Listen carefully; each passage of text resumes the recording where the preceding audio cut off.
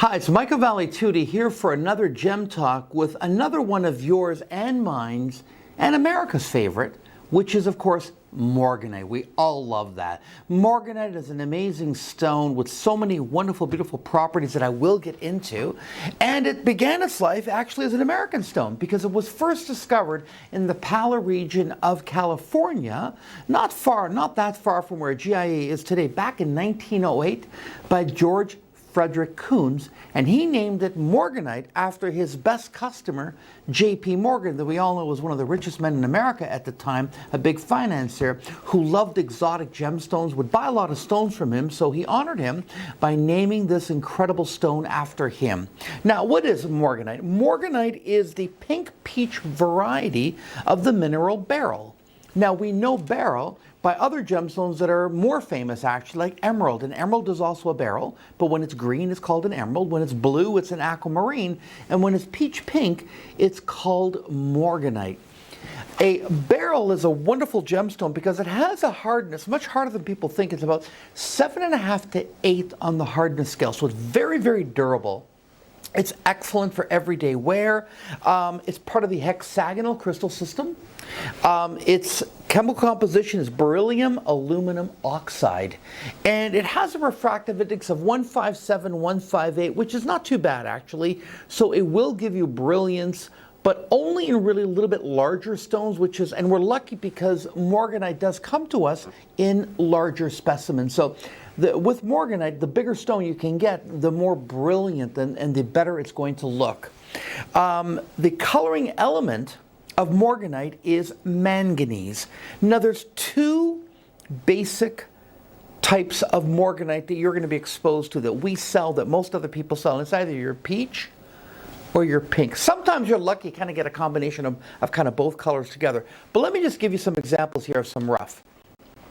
This is your peach variety. It almost has a peachy coppery hue to it, and you can see here's a cut stone, and here's a wonderful piece of peach Morganite. Another color that we get in Morganite is pink. Pink is a very softer ballerina slipper color. It's a very soft and subtle hue. By the way, this is the most popular color of Morganite in Japan. Japanese women, most of the Morganite that's pink is actually sold in Japan. They like this color. In North America, we tend to like this color. It's absolutely beautiful. Now, like I said, the coloring element is manganese. So let me show you in the shot here a white Morganite. Well, there's really no such thing as white Morganite. That's actually called goshenite. Now, goshenite is beryl or a Morganite when it has no color.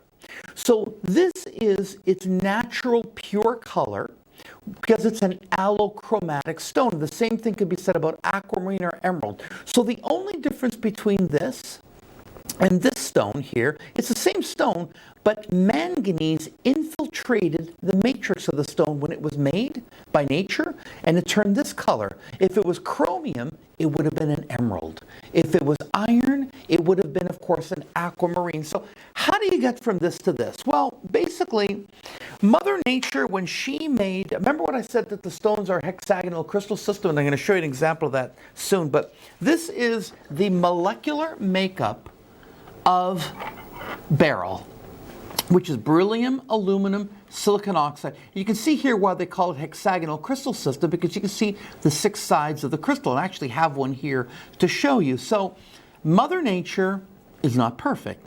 When she makes a structure like this, oftentimes there's natural gaps, and it usually tends to be with the aluminum or the beryllium, which is on the exterior of the molecule here. And what happens is that Morganite, aquamarine, any beryl member family, there's a gap here, as you can see in the structure. Now that gap is 0.5 or half a nanometer. So it's 2 billionths of a meter, which is like 2 billionths of a yard. It's really, really, really, really small. We're talking subatomic. Remember what I told you about the element manganese? Okay, what happens is that manganese, the width of a manganese molecule or atom is actually smaller then 0.5 nanometer. So it fits down these tubes. So as this is being formed and as it's being crystallized, the element manganese will seep into here and it'll fall down these tubes. And as it's going down, almost like an elevator shaft, it'll find itself a little gap. It'll say, oh, there's a missing hole here, there's a missing hole here, and it'll actually attract itself to there. Okay, so it kind of takes up its place. I want you to imagine this is a structure like an old Victorian building with bricks. And there's 1 or 2 or 3 bricks every now and then that are missing. And somebody goes and puts in a purple brick. Well, if you stand far enough away from it, the whole building's going to begin to look like it's kind of purple. So that's kind of a very boiled down basic theory of how these elements actually color gemstones. Because if it wasn't for that manganese or chromium, it wouldn't be an emerald and it wouldn't be a morganite. It would just be white and clear, like that stone that I showed you. So this is the science behind how these stones get their color. It's from these trace elements that kind of seep in there, if you know what I mean.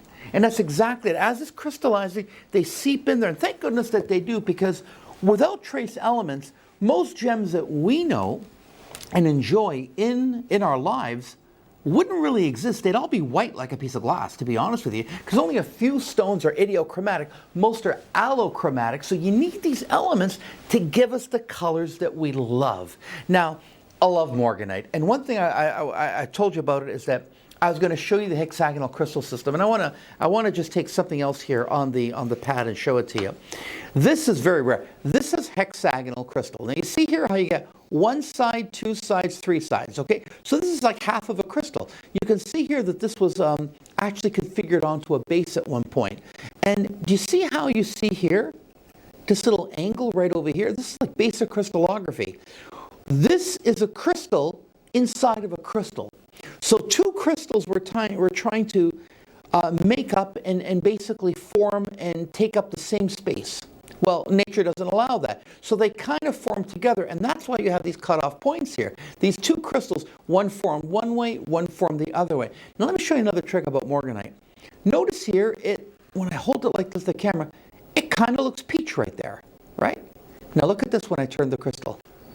All of a sudden it's pink. With some morganite, if you change the direction of the crystal from here to here, it changes color. So what happens is that when a cutter gets this, if there's a demand for the pink, they'll cut it this way. If it's for the North American market, sometimes they cut it this way and you get the peach. Now this, as you can see here, this is unaltered, by the way. This is the way it comes out of the ground. This one was not treated. Notice how clean and clear this is. Natural. You can see this. Look how clean and clear that is. GIA refers to this as a type 1 gemstone. A type 1 gemstone is that we expect these morganites to be nice and clean, which they normally are. Sometimes you can get opaque variety. You know where the opaque variety comes from? It comes from the base here. So oftentimes when they'll find morganite, I remember being in the Palo region of California, and they had a beautiful cluster of morganite crystals on display. They weren't for sale though. The bottom part was opaque and the top part was clean and clear. So that's how sometimes you can get the opaque morganite versus the clear. The clear obviously is by far the most expensive and one that's rare and that absolutely everyone loves. Now morganite is a great stone. It's very, very, very fade resistant, so it's okay to be worn in sunlight. But again, like I've said before, for most stones, if you're going to be sun tanning all the time, about the only safe stone that you can wear all the time in the sun, day in, day out, is probably diamonds. And everything else, I mean, I would, take off if you're a big sun tanner, if you know what I mean. Where do we find these? Mostly today, Brazil is a very, very big hotspot, and always has been, quite frankly, for morganite. You are also finding very good supplies in Afghanistan, which is funny because a lot of kunzite comes from there, even though kunzite and morganite are not related whatsoever. One's a spodumene and one's a beryl family, and they have nothing similar about them whatsoever. Also, you're getting these out of Africa, but specifically, it's Madagascar. So if you see the continent of Africa, you get that big island that's off the coast of Madagascar. It's its own country, but some people in Europe will call it part of Africa, even though technically it's not. But Madagascar, you get a lot of great deposits of these gemstones today. Morganite isn't color treated. A lot of morganite, I shouldn't say a lot, I'd say 50, 70%. It depends on the current supply. Is treated, and it undergoes what we call a mild irradiation treatment. It's exactly the same radiation process that we use in food processing. So we know when you buy, you can buy your bacon and you keep it on the shelf and it's all fresh. They irradiate that with cobalt treatment, and it's perfectly safe.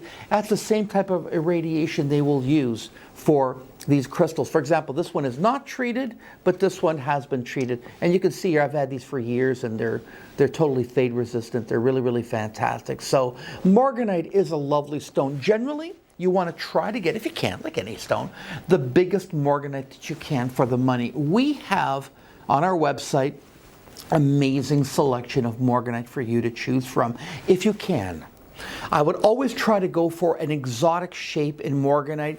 Most stones are cut in oval. That's because of weight retention from the rough. So, when I have a crystal like this, I'm going to retain much more rough or weight when the stone is cut if I cut it into an oval. But I love the exotic cuts. I think it adds more flair. So I think Morganite really looks good like in an emerald cut or a pear shape or something fancy like that. I've always thought it's a very, very beautiful stone. But whatever it is, whether it's peach or whether it's pink, it's a perennial favorite. Morganite is amazing. Remember, fade resistant, it's about 7.5 to 8 on the hardness scale. So it's a very durable gemstone that you can wear all the time, and get it when you can.